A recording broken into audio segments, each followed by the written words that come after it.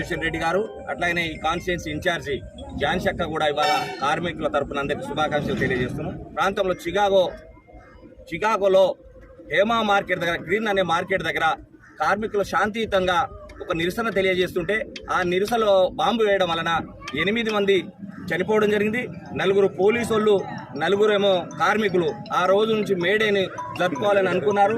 నిజంగా ఇవాళ గౌరవ ముఖ్యమంత్రి గారు గీక్ అనే ఒక సంస్థను ఏర్పాటు చేసి కార్మికుల గురించి, ఆయన ముఖ్యమంత్రి అయిన వెంటనే సిపాయి కార్మికుల గురించి 5 లక్షల ఎక్స్గ్రేషియా చెల్లించిన ఘనత ఈ ముఖ్యమంత్రికి దక్కుతుందని కూడా మీకు తెలియజేస్తున్నాం. ఇన్ని సంవత్సరాల నుంచి మేము చేశామని అంటున్నారు, కానీ చేసింది శూన్యం. ముఖ్యమంత్రి రాగానే గీక్ అనే సంస్థకి 5 లక్షల ఎక్స్గ్రేషియా చెల్లించడం జరిగింది అంతే అన్నారు ముఖ్యమంత్రి. అదే కాదు, కార్మికులే ఈ ప్రపంచాన్ని నడిపించేదే కార్మికులు అని చెప్పాడు. ఇవాళ మీరు మహిళలకు బస్సులు ఇవ్వడం జరిగింది, మహిళలకు పెట్రోల్ బంకులు ఇవ్వడం జరిగింది.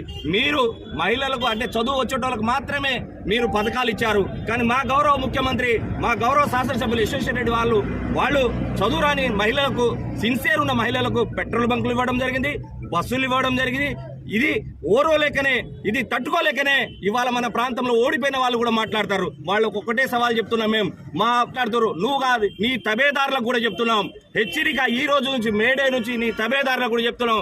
ఒక్కసారి మా ఎమ్మెల్యే గారి మీద కానీ లేకపోతే మా కాన్స్టిట్యున్సీ ఇన్ఛార్జి మీద మాట్లాడితే మీ నాలుకలు చీరేస్తామని చెప్తున్నాం. ఇవాళ కాంగ్రెస్ కార్యకర్తలు అడుగున ఇవాళ ఐఎన్టీ సంఘం ఉంది, మాకు ఎన్ఎస్ఐ ఉంది, యువజన సంఘం, ఈ అన్ని సంఘాలను బలోపేతం చేయడానికి ఝాన్సీ రెడ్డి గారు కంకణబద్దులయ్యారు. వారి తోడుగా మేము ఉంటామని కూడా తెలియజేస్తాం. ఇవాళ ఝాన్సీ రెడ్డి తుమ్ ఆగే బడో తుమారా సాథ్ హామే, యశ్వంత్ రెడ్డి తుమ్ ఆగే బడో తుమారా సాథ్ హామే నినాదం